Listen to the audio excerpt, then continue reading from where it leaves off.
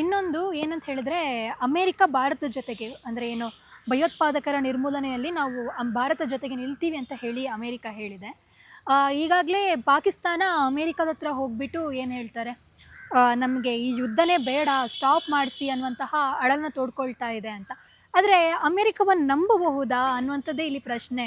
ದೊಡ್ಡಣ್ಣ America ಯಾವ ಯಾವ ಟೈಮಲ್ಲಿ ಯಾರಿಗೆ ಕೈ ಕೊಡ್ತಾರೆ, ಯಾರಿಗೆ ಕೈ ಎತ್ತುತ್ತಾರೆ ಅನ್ನುವಂಥದ್ದೇ ದೊಡ್ಡ ಪ್ರಶ್ನೆ. ಈಗ ದೊಡ್ಡಣ್ಣ ಅಮೇರಿಕ ಒಸಾಮಾ ಬಿನ್ ಲಾಡನ್ಗೆ ಅಷ್ಟೊಂದೆಲ್ಲ ಹುಡುಕಾಡಿದ್ರು 10 ವರ್ಷಗಳ ಕಾಲ. ಕೊನೆಗೆ ಎಲ್ಲಿ ಸಿಕ್ತ ಒಸಾಮಾ ಬಿನ್ ಲಾಡನ್ನು? ಇವರೇ ಪಾಕಿಸ್ತಾನ ಹೆಡ್ ಕ್ವಾರ್ಟರ್ಸ್ ಪಕ್ಕನೇ ಕೂತ್ಕೊಂಡಿದ್ದ. ಅದಕ್ಕೆ ಅವ್ರು ಏನೂ ನಿರ್ಬಂಧ ಹಾಕಲಿಲ್ಲ. ಇನ್ನೂ ದುಡ್ಡುಗಳು ಕೊಟ್ಕೊಂಡೇ ಬರ್ತಾ ಇದ್ದಾರೆ. ಮೊನ್ನೆ ಫೆಬ್ರವರಿಲೂ 400 ಮಿಲಿಯನ್ F-16 ಏರ್ಕ್ರಾಫ್ಟ್ನ ರಿಪೇರಿ ಮಾಡೋಕ್ಕೆ ಕೊಟ್ಟಿದ್ದಾರೆ. ಸೊ ಆಗಲೇ ಅವರ ರಾಯಭಾರಿ ಬಂದು ಇದು ಮಾತುಕತೆ ಮೂಲಕ ಮುಗಿಸಿ ಇದನ್ನು ಅಂತಾರೆ. ಅವ್ರಿಗೇನಾದ್ರು ತೊಂದರೆ ಆದರೆ ವಾರ್ಗೆ ಅಂತ ಹೋಗ್ತಾರೆ. ನಮ್ಮ ಭಾರತದಲ್ಲಿ ತೊಂದರೆ ಆದರೆ ನೀವು ಸುಮ್ಮನಿರಿ, ಮಾತುಕತೆ ಮೂಲಕ ಬಗೆಹರಿಸಿ ಅಂತ ಆ ಥರ ಭಾಳ ಸೂಕ್ಷ್ಮವಾಗಿ ಹೇಳ್ಬಿಡ್ತಾರೆ. ಯಾಕೆ ನಮ್ಮಲ್ಲಿ ಸತ್ತಿರೋರು 26 ಪ್ರಾಣ ಇಂಪಾರ್ಟೆಂಟ್ ಅಲ್ವಾ? ಹೌದು, ನಾವು ಮಾತುಕತೆ ಮೂಲಕ ಮಾಡ್ತೀವಿ. ಎಷ್ಟರ ಮಟ್ಟಿಗೆ ಮಾಡಬೇಕು ಮಾಡ್ತೀವಿ, ಎಷ್ಟರ ಮಟ್ಟಕ್ಕೆ ಅವ್ರಿಗೆ ಪಾಠ ಕಲಿಸ್ಬೇಕು ಕಲಿಸ್ತೀವಿ. ನಾವು ಅಮೇರಿಕನ್ ನಂಬ್ಕೊಂಡು ನಾವು ಇದನ್ನು ಮಾಡ್ತಾಯಿಲ್ಲ, ನಮ್ಮ ಸ್ವಶಕ್ತಿ ಮೇಲೆ ನಾವು ಮಾಡ್ತಾಯಿದ್ದೀವಿ. ಇನ್ನೊಂದು ಏನಂತ ಹೇಳಿದ್ರೆ, ಪಾಕಿಸ್ತಾನ ಯುದ್ಧ ಬೇಡ ಅಂತ ಒಂದು ಕಡೆ ಹೇಳ್ತಾ ಇದೆ. ಆದರೆ ಭಾರತಕ್ಕೆ ಹೆದರಿಸಬೇಕು ಅಥವಾ ಏನಂತ ಹೇಳಿದ್ರೆ ಭಾರತಕ್ಕೊಂದು ಕೌಂಟರ್ ಕೊಡಬೇಕು ಅಂತ ಹೇಳಿಬಿಟ್ಟು ಅಬ್ದಾಲಿ ಸರ್ಫೇಸ್ ಟು ಸರ್ಫೇಸ್ ಮಿಸೈಲನ್ನು ಟೆಸ್ಟ್ ಕೂಡ ಮಾಡಿದೆ. ಅಲ್ಲ, ಅಬ್ದಾಲಿ ಮಿಸೈಲ್ ಆಗ್ಲಿಂದ ಇದೆ. ಅದು 450 ಕಿಲೋಮೀಟ್ರಷ್ಟು ದೂರದಲ್ಲಿ ಬಂದು ಹೊಡೆಯುತ್ತೆ ಅನ್ನೋದೊಂದು ಅಬ್ದಾಲಿ ಮಿಸೈಲ್ಸ್ ಇದೆ. ಈಗ ಮೊನ್ನೆ ಟೆಸ್ಟ್ ಮಾಡಿದ್ದಾರೆ. ನಾವು ಆ ಥರ ಅನೇಕ ಮಿಸೈಲ್ಸ್ಗಳು ಟೆಸ್ಟ್ ಮಾಡ್ತಾನೆ ಇದ್ದೀವಿ. ನಮ್ಮಲ್ಲಿ ಇನ್ನೂ ಒಳ್ಳೊಳ್ಳೆ ಮಿಸೈಲ್ಸ್ ಇದ್ದಾವೆ. ಅಗ್ನಿ 1, 2, 3, 4, 5 ಅವ್ರದ್ರಲ್ಲಿ ಶಾಹೀನ್ 3 ಮ್ಯಾಕ್ಸಿಮಮ್ 2750 ಹೋಗುತ್ತೆ. ಅಫ್ಕೋರ್ಸ್ ನಮ್ಮ ಹತ್ರ ಅಗ್ನಿ 5 ಬಂದು 5000ದಿಂದ 8000 ಕಿಲೋಮೀಟ್ರ್ ಹೋಗುತ್ತೆ. ಸೊ ಆ ಮಿಸೈಲ್ಸ್ ಬಗ್ಗೆ ತಲೆ ಕೆಡಿಸ್ಕೊಳ್ಳೋದು ಅಷ್ಟು ಅಗತ್ಯ ಇಲ್ಲ. ಆಮೇಲೆ ಆ ಮಿಸೈಲ್ ಹಾಕಿದ್ರೂ ಅದನ್ನು ತಡೆಬಲ್ಲ dome system, iron dome system ಅಂತ ಹೇಳ್ತೀವಲ್ಲ ಇಸ್ರೇಲಲ್ಲಿ, ಅದೇ ಥರ ನಮ್ಮಲ್ಲಿ ಪೃಥ್ವಿ ಏರ್ ಡಿಫೆನ್ಸ್ ಇದೆ ಒಂದು ಹಂತದಲ್ಲಿ. ಎರಡನೇ ಹಂತದಲ್ಲಿ ಅಡ್ವಾನ್ಸ್ಡ್ ಏರ್ ಡಿಫೆನ್ಸ್ ಸಿಸ್ಟಮ್ ಅಂತ ಬರುತ್ತೆ, ಅದನ್ನು ಅಶ್ವಿನಿ ಅಂತಾರೆ, ಅದೊಂದಿದೆ. ಅದರ ನಂತರ ಆಕಾಶ್ ಮಿಸೈಲ್ ಡಿಫೆನ್ಸ್ ಸಿಸ್ಟಮ್ ಇದೆ. ಅದರ ನಂತರ S-400 ಡಿಫೆನ್ಸ್ ಸಿಸ್ಟಮ್ ಇದೆ. ಸೊ ಈ ಥರ ಅನೇಕ ಪ್ರೊಟೆಕ್ಟಿವ್ ಲೇಯರ್ಸ್ ನಮ್ಮ ಹತ್ರನೂ ಇದೆ. ಆ ಮಿಸೈಲ್ಸ್ ಬಂದರೆ ಅದನ್ನು ತಡೆ ಹಿಡಿಯೋಕ್ಕೆ, unless and until intercontinental ballistic missiles ಅಂದರೆ 8000 ಕಿಲೋಮೀಟ್ರ್ ದೂರದಿಂದ ಬರೋ ಮಿಸೈಲ್ಸ್ಗೆ ಅದಕ್ಕೆ BMD-2 ballistic missile defence system 2 ಅನ್ನೋದು ಈಗಿನ್ನೂ ಅಭಿವೃದ್ಧಿ ಪಡಿಸ್ತಾ ಇದ್ದೀವಿ. ಬಟ್ ಆಗಲೇ ಮುಗಿಸಿದ್ದೀವಿ. ಸರ್, ನೀವೇನು ಹೇಳಿದ್ರೆ ಯುದ್ಧ ಆಗಲ್ಲ, ಆದರೂ ಕೂಡ ಹಂತ ಹಂತವಾಗಿ ಆಗುತ್ತೆ, ಒಂದೇ ಸಲ ಅಟ್ಯಾಕ್ ಆಗಲ್ಲ ಅಂತ. ಒಂದು ವೇಳೆ ಆ ರೀತಿ ಆಯಿತು ಅಂತಂದ್ರೂ ನಮ್ಮ ಭಾರತವನ್ನು ಕಾಪಾಡಿಕೊಳ್ಳಿಕ್ಕೆ, ನಮ್ಮ ಭಾರತದ ಜನರನ್ನು ಕಾಪಾಡಿಕೊಳ್ಳಿಕ್ಕೆ ನಮ್ಮ ಕೈಯಲ್ಲಿರುವಂತಹ 3 ಪವರ್ಫುಲ್ ಅಸ್ತ್ರಗಳು ಯಾವುದು ಅಂತ ನೋಡಿ. ಒಂದು ಬಂದು ರೆಫೇಲ್ ಅಂತ ಹೇಳ್ಬೋದು. ರೆಫೇಲಲ್ಲಿ ಆಗ ಬಾಲಾಕೋಟ್ ಇದ್ರ ಟೈಮಲ್ಲಿ ನಮ್ಮ ಹತ್ರ ರೆಫೇಲ್ ಇರಲಿಲ್ಲ. ಆ ಥರ ರೆಫೇಲ್ ಇದ್ದಿದ್ದರೆ ನಾವು ಅವಾಗಲೇ ಭಾಳ ಡ್ಯಾಮೇಜ್ ಆಗ್ತಿತ್ತು. ರೆಫೇಲ್ ಬಂದು 4ನೇ ಜನ್ರೇಷನ್ದು ರೆಫೇಲ್ ತಲೆಮಾರಿಂದು. ಅದಕ್ಕೆ ಇರುವಂಥ ಮಿಸೈಲ್ಸ್ ಒಂದು ಮೆಟಿಯಾರ್ ಅಂತ ಇದೆ. ಅದು 200 ಕಿಲೋಮೀಟ್ರ್ ದೂರದಲ್ಲಿ ಏರ್ ಟು ಏರ್ ಮಿಸೈಲ್, ಅಲ್ಲಿ ಹೋಗಿ ಅಟ್ಯಾಕ್ ಮಾಡ್ಬೋದು. ನೆಕ್ಸ್ಟು ಮೈಕಾ ಅಂತ ಬರುತ್ತೆ. ಅದು ಒಂದು 80 ಕಿಲೋಮೀಟರ್ ದೂರದಲ್ಲಿ, ಅಂದರೆ ಬಿಯಾಂಡ್ ವಿಜುವಲ್ ರೇಂಜ್, ಅಂದರೆ ಪೈಲಟ್ಗಿಂತ ದೂರ ಕಾಣದೇ ಇರೋವಂಥ ಒಂದು ಟಾರ್ಗೆಟ್ಗಳನ್ನ ಹೊಡಿಬೋದು. ಯೂಶ್ವಲಿ ಬಿಯಾಂಡ್ ವಿಜುವಲ್ ರೇಂಜ್ ಅಂದರೆ 40 ಕಿಲೋಮೀಟ್ರ್ ದೂರದಲ್ಲಿರೋ ಆ ಕಡೆ ಇರೋದನ್ನು ಮೈಕಾ ಅಂತ ಹೇಳ್ತಾರೆ. ನೆಕ್ಸ್ಟು ಸ್ಪೆಕ್ಟ್ರಾ ಅಂತ ಏರ್ ಟು ಗ್ರೌಂಡ್, ಅಂದರೆ 500 ಕಿಲೋಮೀಟ್ರ್ ದೂರದಲ್ಲಿ ಹೊಡಿತಾರೆ ಗ್ರೌಂಡ್ ಮಿಸೈಲ್ಸ್. ಸೊ ನಾವು LOC ಕ್ರಾಸ್ ಮಾಡೋದೇ ಬೇಕಿಲ್ಲ, ನಮ್ಮ ಒಳಗಡೆನೇ ಇಟ್ಕೊಂಡು ಆ ಥರ ಟಾರ್ಗೆಟ್ ಮಾಡ್ಬೋದು ಇಂಥ ಪವರ್ಫುಲ್ ಮಿಸೈಲ್ಸಲ್ಲಿ. ಆಮೇಲೆ ನೆಕ್ಸ್ಟು S-400 ಒಂದು ಭಾಳ ಅತಿ ಶಕ್ತಿಯುತವಾದ ಮಿಸೈಲ್ಸ್ಗಳು. ಈಗ S-400ಇಂದ ನಾವು ಏನಾದರೂ ಅದು 30 ಕಿಲೋಮೀಟ್ರ್ ಮಾಡುತ್ತೆ, 70 ಮಾಡುತ್ತೆ, 300 ಮಾಡುತ್ತೆ, 400 ಕಿಲೋಮೀಟರ್ಸ್. ಅದು 600 ಕಿಲೋಮೀಟ್ರ್ ದೂರದಲ್ಲೇ ಇರೋ ಅಂಥ ಮಿಸೈಲ್ನ ಡಿಟೆಕ್ಟ್ ಮಾಡಿ 400 ಕಿಲೋಮೀಟ್ರ್ ಹತ್ತತ್ರ ಬಂದಾಗ ಹೊಡೆದು ಬಿಸಾಕುತ್ತೆ S-400 ಮಿಸೈಲ್ಸ್. ಅದು ರಷ್ಯಾದವ್ರು ನಮಗೆ ಕೊಟ್ಟಿದ್ದಾರೆ. 4 ಕೊಡಬೇಕಾಯ್ತು, ಆಗಲೇ 3 ಕೊಟ್ಟಿದ್ದಾರೆ ಅಂತ ಕಾಣುತ್ತೆ.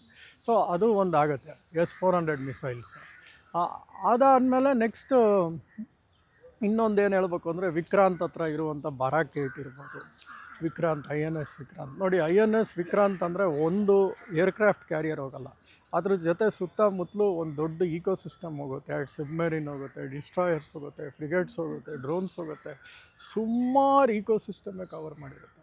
ಅದೊಂದು ಹೋಗಿ ನಿಂತಿರೋದು ಎಷ್ಟು ಭಯ ಆಗಿದೆ ಪಾಕಿಸ್ತಾನವ್ರಿಗೆ ಅಂದರೆ ಕರಾಚಿ ಪೋರ್ಟ್ನೇ ಅವ್ರು ಧ್ವಂಸ ಮಾಡಿಬಿಡ್ಬೋದು. ಕರಾಚಿ ಪೋರ್ಟ್ ಧ್ವಂಸ ಆಯಿತು ಅಂದರೆ 95% ಅಷ್ಟು ಇಂಪೋರ್ಟ್ ಬರೋದನ್ನು ಅವರು ಪಾಕಿಸ್ತಾನ ಒಳಗೆ ಸ್ಟಾಪ್ ಮಾಡ್ಬೋದು. ಅದೊಂದೇ ಅಲ್ಲ, ಈವನ್ ಯಾವುದಾದ್ರು ಒಂದು ಶಿಪ್ಪು ಪಕ್ಕದಲ್ಲಿ ಹೋಗೋಕ್ಕೂ ಬೇರೆ ದೇಶದ ಶಿಪ್ಗಳು ಪಾಕಿಸ್ತಾನಿಗೆ ಹೋಗೋಕ್ಕೂ ಹೆದರುತ್ತೆ. ಒಂದು ವಿಕ್ರಾಂತ್ ನಿಂತಿದೆ ಅಂದರೆ ಅವ್ರ ಇನ್ಶೂರೆನ್ಸ್ ₹10 ಇದ್ದರೆ ₹500 ಮಾಡಿಬಿಡ್ತಾರೆ. ಸೊ ಅಲ್ಲಿನೂ ಐಟಮ್ಸ್ ಕಾಸ್ಟ್ ಜಾಸ್ತಿ ಆಗುತ್ತೆ. ಸೊ ಈ ಥರ ಎಲ್ಲ ಪ್ರಾಬ್ಲಮ್ಸ್ ಇದೆ. ಸರ್, ಭಾರತದ ಹತ್ರ ಇರುವಂತಹ ಪವರ್ಫುಲ್ ಅಸ್ತ್ರಗಳ ಬಗ್ಗೆ ಹೇಳಿದ್ರಿ. ಪಾಕಿಸ್ತಾನ ಕೂಡ ಏನು ಡಿಫೆನ್ಸ್ ವಿಷಯದಲ್ಲಿ ಅದು ಏನು ಸ್ವಲ್ಪ ಕಮ್ಮಿ ಅಂತಲ್ಲ, 12ನೇ ಸ್ಥಾನದಲ್ಲಿದೆ ಶ್ರೇಯಾಂಕ ಪಟ್ಟಿಯಲ್ಲಿ, ವಿಶ್ವ ಶ್ರೇಯಾಂಕ ಪಟ್ಟಿಯಲ್ಲಿ. ಅದರ ಹತ್ರ ಆ ದೇಶ ಬಡತನದಲ್ಲಿ ಇರಬಹುದು, ಆದರೆ ಅವರ ಡಿಫೆನ್ಸ್ ಆಗಿರಬಹುದು, ರಕ್ಷಣಾ ವ್ಯವಸ್ಥೆ, ಅದಕ್ಕೆ ಅವ್ರು ಇಡುವಂತಹ ದುಡ್ಡೇ ಬೇರೆ ಅಂತ ಹೇಳ್ತಾರೆ. ಅವ್ರ ಹತ್ರ ಇರುವಂತಹ 3 ಪವರ್ಫುಲ್ ಅಸ್ತ್ರಗಳು ಯಾವುದು ಸರ್? ಅಂದರೆ ನೋಡಿ, ಈಗ ಒಂದು PL-15 ವಿತ್ JF-17 ಇದೆಯಲ್ಲ, ಅದು 4 ತಲೆಮಾರಿಂದ. ಆ JF-17 ಬೇರೆ ಬೇರೆ ಏನಂತಾರೆ ಗ್ರೇಡ್ಸ್ ಇದ್ದಾವೆ. ಅದು ಬ್ಲಾಕ್ 3 ಅನ್ನೋದು ಹತ್ತತ್ರ 4 ತಲೆಮಾರಿಂದ ಅಂತಾರೆ. ಬಟ್ ಅದು ಚೈನಾಗೆ, ಅದು ಚೈನಾ ಮೇಕ್. ಸೊ ರಫೇಲ್ಸ್ಗೆ ಚಾಲೆಂಜ್ ಮಾಡುತ್ತಾ ಅನ್ನೋದು ಒಂದು ಡೌಟ್ ಇದೆ. So China make JF-17. Next J-10 ಅಂತ ಬರುತ್ತೆ. That is also a good aircraft. But ಅವರೆಲ್ಲ ಮೇಯ್ನ್ ಡಿಪೆಂಡೆನ್ಸಿ ಇರೋದು ಚೈನೀಸ್ ಮೇಲೆ. It is nothing to do. China ಬಿಟ್ಟರೆ ಟರ್ಕಿ ಅವ್ರಿಗೆ ಹೈಯೆಸ್ಟ್. ಇವರಿಬ್ಬರು ಬಿಟ್ಟರೆ ಇನ್ಯಾವ ಥರ ಇದು ಇಲ್ಲ. ಅದು ಬಿಟ್ಟರು ಅವರೇ ಡೆವಲಪ್ ಮಾಡಿರೋವಂಥ ಬಾಬರ್ ಇರ್ಬೋದು, ಅದು ಒಂದು 800 ಕಿಲೋಮೀಟ್ರ್ ದೂರದಲ್ಲಿ ಬರುತ್ತೆ. ಶಾಹೀನ್ 3 ಇರ್ಬೋದು, ಅದು 2750 ಕಿಲೋಮೀಟ್ರ್ ಇದೆ. ಆಮೇಲೆ ಅವ್ರ ಹತ್ರನೂ ಕೆಲವು ಸಬ್ಮೆರಿನ್ಸ್ ಇದೆ. ಅದು AIP ಅಳವಡಿಸಿರುವಂಥ ಸಬ್ಮೆರಿನ್ನು. ಅಂದರೆ ಅದು ಇನ್ನೂ ಜಾಸ್ತಿ ಹೊತ್ತು ನೀರೊಳಗೆ ಇರ್ಬೋದು ನಮ್ಮ ಸಬ್ಮೆರಿನ್ಸ್ ಕಂಪೇರ್ ಮಾಡಿದ್ರೆ. ಆದರೂ ಟೆಕ್ನಾಲಜಿ ಬೇರೆ ಇದೆ. ಬಟ್ ಅದು ಇನ್ನೊಂದು ದಿವಸ ನಾನು ಹೇಳ್ತೀನಿ AIP ಟೆಕ್ನಾಲಜಿ ಅಂತ. ಸೊ ಆ AIP ಟೆಕ್ನಾಲಜಿ ಅಳವಡಿಸಿರುವಂಥ ಸಬ್ಮೆರಿನ್ಸ್ ಇದೆ. ಬಟ್ ಅವ್ರ ಹತ್ರ ಇರೋದು ತುಂಬ ಕಮ್ಮಿ. ಹಂಗೆ ನೋಡೋಕೆ ಹೋದರೆ ನಮ್ಮ ಹತ್ರ ನ್ಯೂಕ್ಲಿಯರ್ ಸಬ್ಮೆರಿನ್ಸ್ ಇದೆ. ಅದಕ್ಕಿಂತ ಹೆಚ್ಚಿಗೆ INS ಹರಿ ಅಂತ, INS ಹರಿಘಾಟ್, ಅದರಲ್ಲೇ ನಮ್ಮ ಸ್ಟ್ರೈಕ್ ರೇಟ್, ಸೆಕೆಂಡ್ ಸ್ಟ್ರೈಕಲ್ಲಿ ನಾವು ಏನಾದ್ರು ಹೊಡೆದ್ರೆ ಇಡೀ ಪಾಕಿಸ್ತಾನೇ ಧ್ವಂಸ ಆಗಿಬಿಡುತ್ತೆ K4 K6 ಮಿಸೈಲ್ಸಲ್ಲಿ. ಸೊ ಅದಕ್ಕಿಂತ ಹೆಚ್ಚಿಗೆ ನಮ್ಮ ಹತ್ರ ಇದೆ. ಬಟ್ ಕೆಲವು ನಾನು ಹೇಳಿದ್ದು ಪಾಕಿಸ್ತಾನದ ಕೆಲವು ಸ್ಟ್ರೆಂತ್ಗಳು ಅವ್ರು ಏನು ಹೇಳ್ಕೊತಾ ಇದ್ದಾರೆ ಅಂತ ಹೇಳ್ತಾ ಇದ್ದೀನಿ. ಅಫ್ಕೋರ್ಸ್ ನ್ಯೂಕ್ಲಿಯರ್ಸ್ ಅವ್ರ ಹತ್ರನೂ ಇದೆ, ವಾರೆಟ್ಸು ನಮ್ಮ ಹತ್ರನೂ ಇದೆ. ನ್ಯೂಕ್ಲಿಯರ್ ವಾರೆಟ್ಸ್ ಇಬ್ಬರ ಹತ್ರನೂ ಇದೆ. ನ್ಯೂಕ್ಲಿಯರ್ ಅಂದರೆ ಪರಮಾಣುಗೆ ಸಂಬಂಧಪಟ್ಟಂತೆ ಭಾರತದ ಒಂದು ನೀತಿ ಏನಂದರೆ ಮೊದಲು ಪ್ರಯೋಗಿಸಲ್ಲ, ಫಸ್ಟು ನಾವು ಯೂಸ್ ಮಾಡಲ್ಲ ಅಂತ ಹೇಳಿ. ಆದರೆ ಪಾಕಿಸ್ತಾನದ ಅದಕ್ಕೆ ವಿರುದ್ಧವಾಗಿದೆ. ನಮಗೆ ಏನಾದರೂ ಅವಶ್ಯಕತೆ ಇತ್ತು ಅಂತ ಹೇಳಿದ್ರೆ ನಾವು ಅದನ್ನು ಯೂಸ್ ಮಾಡೋಕ್ಕೆ ಹಿಂದೆ ಮುಂದೆ ನೋಡಲ್ಲ ಅನ್ನುವಂಥದ್ದು. ಈ ಪರಮಾಣು ಯುದ್ಧ ಆಯಿತು ಅಂತ ಹೇಳಿದ್ರೆ ನಾವು ಹಿರೋಶಿಮಾ ನಾಗಸಾಕಿಯಲ್ಲಿ ನೋಡಿದ್ವಿ ಯಾವ ರೀತಿ ಆಗಿದೆ ಅಂತ ಹೇಳಿಬಿಟ್ಟು. ಅದಕ್ಕಿಂತಲೂ ಜಾಸ್ತಿ ಆಗಿರುವಂತಹ ಒಂದು ಪರಿಣಾಮಗಳು ಏನಾದರೂ ಈಗ ನ್ಯೂಕ್ಲಿಯರ್ ವೆಪನನ್ನು ಬಳಸಿ ನೋಡಿ, ಹಿರೋಶಿಮಾ ನಾಗಸಾಕಿ ಆದಾಗ ಹಿರೋಶಿಮಾ ಮೇಲೆ 20 ಕಿಲೋನ್ಯೂಟನ್ ಅಷ್ಟು ವೆಯ್ಟ್ ಇರುವಂಥ ನ್ಯೂಕ್ಲಿಯರ್ ವಾರೆಡ್ನ ಪ್ರಯೋಗಿಸ್ತಾರೆ. ಮತ್ತು ನಾಗಸಾಕಿಗೆ 15 ನ್ಯೂಟನ್ ಅಷ್ಟು ಶಕ್ತಿಯುತವಾದ ವಾರೆಡನ್ನು ಯೂಸ್ ಮಾಡ್ತಾರೆ. ಈಗ ಏನಂದರೆ ಮಿನಿಮಲ್ಲೇ ನಮ್ಮ ಹತ್ರ 20 ಕಿಲೋನ್ಯೂಟನಿಂದ ಹಿಡಿದು 300 ಕಿಲೋನ್ಯೂಟನ್ ತನಕ ಇದೆ. ಸೊ ಇಡೀ ವಿಶ್ವನೇ ಎಷ್ಟೋ ಸಲ ನಾಶ ಮಾಡೋವಷ್ಟು ಪರಮಾಣು ಶಕ್ತಿ ಇದೆ. ಸೊ ಈಗ ಪರಮಾಣು ಅವರು ಟ್ಯಾಕ್ಟಿಕಲ್ ಪರಮಾಣು ಯೂಸ್ ಮಾಡ್ತೀವಿ. ಟ್ಯಾಕ್ಟಿಕಲ್ ಅಂದರೆ ಒಂದು ನಿರ್ದಿಷ್ಟವಾದ ಏರಿಯಾಗೆ ಹೊಡಿತೀವಿ, 70 ಕಿಲೋಮೀಟ್ರು ಏರಿಯಾಗೋ ಆ ಥರದಕ್ಕೆ ನಾವು ಟಾರ್ಗೆಟ್ ಮಾಡ್ತೀವಿ ಅಂತಾರೆ. ಅವ್ರು ಪರಮಾಣು ಒಂದು ಟಾರ್ಗೆಟ್ ಮಾಡಿದ್ರು ನಮ್ಮ ಹತ್ರ ಇರೋ ಆ್ಯಂಟಿ ಡಿಫೆನ್ಸ್ ಸಿಸ್ಟಮ್ ಅಲ್ಲೇ ಹೊಡೆದು ಅವ್ರ ಮೇಲೆ ಬೀಳೋಂಗೆ ಮಾಡ್ಬೋದು. ಅಕಸ್ಮಾತ್ ಅವರು ಒಂದು ಸಣ್ಣದು ಯೂಸ್ ಮಾಡಿದ್ರು ಅಂತ ತಿಳ್ಕೊಂಡ್ರು ನಮ್ಮ ಹತ್ರ ಇರೋ ಲಾಂಚರು ಇಡೀ ಪಾಕಿಸ್ತಾನ ದೇಶನೇ ನಾಶ ಆಗೋಗ್ಬಿಡುತ್ತೆ. ಅವ್ರಿಗೆ ತಿಳ್ಕೊಳ್ಳೋ ಮುಂಚೆನೇ ನಾಶ ಆಗೋಗ್ಬಿಡುತ್ತೆ ದೇಶ. ಸೊ ಅಷ್ಟರ ಮಟ್ಟಕ್ಕೆ ಇರಲ್ಲ. ಯಾಕಂದರೆ ಲಾಂಚಿಂಗ್ ಕೋಡ್ಸು ಅವ್ರ ಕೈಲೇ ಇಲ್ಲ ಅಂತ ಕೆಲವು ಜನ ಹೇಳ್ತಾರೆ. ಸೌದಿ ಅರೇಬಿಯಾ ಕೈಲಿ ಕೊಟ್ಬಿಟ್ಟಿದ್ದಾರೆ ಇವರು ಅಂತ. ಸೊ ವಿಶ್ವ ಬಿಡಲ್ಲ ಪರಮಾಣು ಆಗೋಕ್ಕೆ. ಯಾಕಂದರೆ ಆ ಬ್ರೀಸ್, ಆ ರೇಡಿಯೋ ಆ್ಯಕ್ಟಿವ್ ಬ್ರೀಸ್ ಯಾವ ಕಡೆ ಹೋಗುತ್ತೋ ಎಲ್ಲ ದೇಶಗಳಿಗೂ ಒಂದು ಬರಗಾಲ ಸ್ಟಾರ್ಟ್ ಆಗುತ್ತೆ. ಮತ್ತು ಸೂರ್ಯನ ಕಿರಣಗಳಲ್ಲಿ ಹತ್ತತ್ರ 20% ಬೆಳಕು ಕಮ್ಮಿ ಆಗುತ್ತೆ. ಆ ಸೂಟ್ ಅಂತ ಏನು ಎದೊಳುತ್ತೆ ಮೇಲ್ಗಡೆ ಹೊಗೆ, ಅದೇನೇ ಸೂರ್ಯ ಕಿರಣಗಳನ್ನ ಬ್ಲಾಕ್ ಮಾಡುತ್ತೆ, ಓಝೋನ್ ಲೇಯರ್ನ ಹಾಳು ಮಾಡುತ್ತೆ. ಆಮೇಲೆ ಇಲ್ಲಿ ಮಳೆ ಪ್ರಮಾಣ ಕಮ್ಮಿ ಮಾಡುತ್ತೆ. ಡ್ರಾಟ್ ಸ್ಟಾರ್ಟ್ ಆಗುತ್ತೆ. ಡ್ರಾಟ್ ನಮಗೆ ಅಲ್ಲ, ಅರ್ಧ ವಿಶ್ವಕ್ಕೆ ಅಳವಡಿಸ್ಕೊಳ್ಳುತ್ತೆ. ಸೊ ಆ ಥರ ಎಲ್ಲ ಆಗೋಕ್ಕೆ ದೇಶಗಳು ಬಿಡಲ್ಲ. ಕೊನೆ ಪ್ರಶ್ನೆ ಸರ್, ನೀವು ಹೇಳಿದರೆ ನಾವು ಭಾರತ ಯಾರನ್ನು ನಂಬ್ಕೊಂಡು ಇಲ್ಲ, ನಮ್ಮ ಶಕ್ತಿ ಮೇಲೆ ನಾವು ನಿಂತಿದ್ದೀವಿ, ಯಾರು ಹೆಲ್ಪ್ ಮಾಡ್ತಾರೆ, ಯಾರು ಇದು ಮಾಡ್ತಾರೆ ಅಂತ. ಆದರೆ ಯಾವಾಗ ಪಹಲ್ಗಾಮ್ ದಾಳಿ ಆಯಿತು, ಭಾರತ ತುಂಬ ಸಮಸ್ಯೆಯಲ್ಲಿತ್ತು. ಅವಾಗ ಸಡನ್ನಾಗಿ ರಷ್ಯಾ ನಾವು ನಿಮ್ಮ ಜೊತೆಗಿದ್ದೀವಿ ಅಂತ ಹೇಳಿ ಬಂತು. ಇಸ್ರೇಲ್ ಸ್ನೇಹಿತರಿಗೆ ಸ್ನೇಹಿತರು ಆಗಬೇಕು, ನಾವು ನಿಮ್ಮ ಸ್ನೇಹಿತ, ನಾವು ನಿಮ್ಗೆ ಹೆಲ್ಪ್ ಮಾಡ್ತೀವಿ ಅಂತ ಹೇಳಿ. ಆದರೆ ಈ ಎರಡೂ ದೇಶಗಳಲ್ಲೂ ಯುದ್ಧ ನಡೀತಾ ಇದೆ. ಎರಡೂ ದೇಶಗಳಲ್ಲೂ ಅವರ ವೆಪನ್ಸ್ಗಳನ್ನು ತುಂಬ ಬಳಸ್ತಾ ಇದ್ದಾರೆ. ಇವ್ರು ನಮ್ಮ ಭಾರತಕ್ಕೆ ಹೆಲ್ಪ್ ಮಾಡ್ತೀನಿ ಅಂತಂದ್ರೂ ಆ ಹೆಲ್ಪ್ ಯಾವ ಮಾಡೋ ರೀತಿ ಸಾಧ್ಯತೆ ಇದೆಯಾ ಅಂತ ಕೇಳ್ತೀನಿ. ನೋಡಿ, ಈಗ ಒಂದು ಎಕ್ಸಾಂಪಲ್ ಕೊಡ್ತೀನಿ. ಕಾರ್ಗಿಲ್ ಯುದ್ಧ ಆಯಿತು, ನಮ್ಮಲ್ಲಿ ಸುಖ ಏರ್ಕ್ರಾಫ್ಟ್ ತೊಗೊಂಡೋಗೋ ಅಷ್ಟು ಫ್ಲೆಕ್ಸಿಬಿಲಿಟಿ ಇಲ್ಲ ಆ ಮೌಂಟನ್ ರೇಂಜಲ್ಲಿ. ನಾವೇನು ಮಾಡಿದ್ವಿ, ಮಿರಾಜ್ 2000 ಯೂಸ್ ಮಾಡಿದ್ವಿ.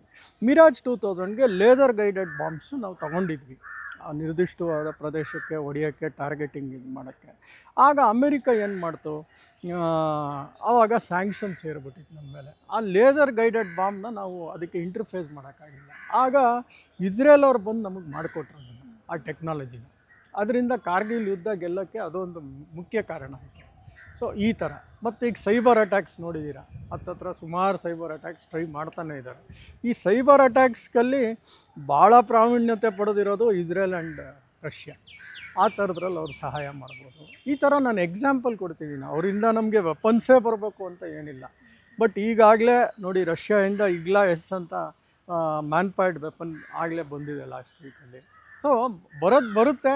ಬಟ್ ನಮ್ಮ ಹತ್ರನೂ ಸಾಕಷ್ಟು ವೆಪನ್ಸ್ಗಳಿದ್ದಾವೆ, ಟೆಕ್ನಾಲಜಿಗಳಿದ್ದಾವೆ. ಇಸ್ರೇಲ್ದೇ ಇರುವಂಥ ಬರಾಕೈಟ್ ಅಂತ ಯೂಸ್ ಮಾಡ್ತೀವಿ, ಆ ಥರ ಟೆಕ್ನಾಲಜಿಗಳಿದ್ದಾವೆ. ಡ್ರೋನ್ಸ್ಗಳಿಗೆ ಹೆಲ್ಪ್ ಮಾಡಿದ್ದಾರೆ.